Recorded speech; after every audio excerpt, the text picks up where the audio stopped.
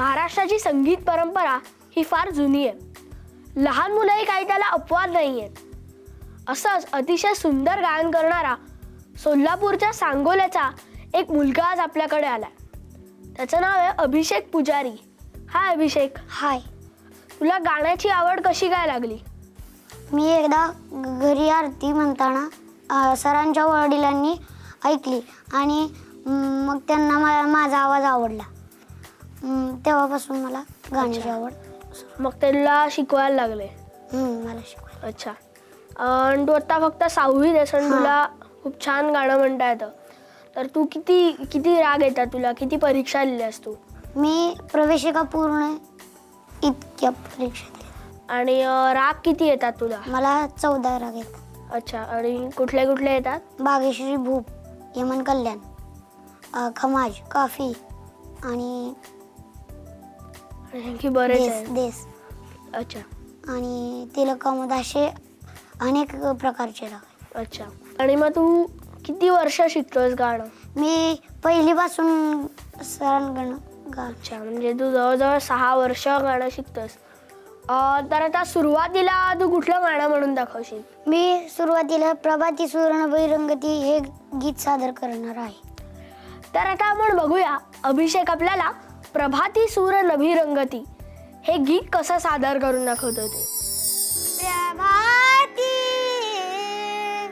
सूर नभिरंगती दश दिशा भूपाळी म्हणती प्रभाती पानुपानी अमृत शिंपित उषा हासरी हसते गुंफित पानुपानी अमृत शिंपित उषा हासरी हसते गुंफित जागी होऊन फुले सुगंधित जागी होऊन फुले सुगंधित तालावर डोलती प्रभाती सूर नभिरंगती दश दिशा भूपाळी म्हणती प्रभाती.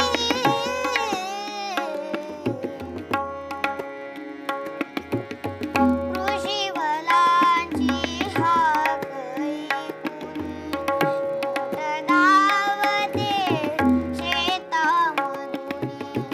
कृषीवलांची हाक ऐकून बोट धावते शेतामधून. पक्षी आपुल्या मधुर स्वरांनी पक्षी आपुल्या मधुर स्वरांनी स्वरात स्वर मिळविती प्रभाती सूर नभिरंगती दश दिशा भूपाळी म्हणती प्रभाती.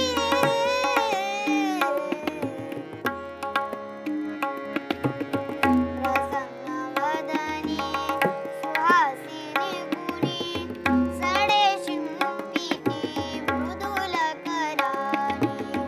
प्रसन्नवदनी सुहासिनी गुणी सडे शिंपिती मृदुल करारी.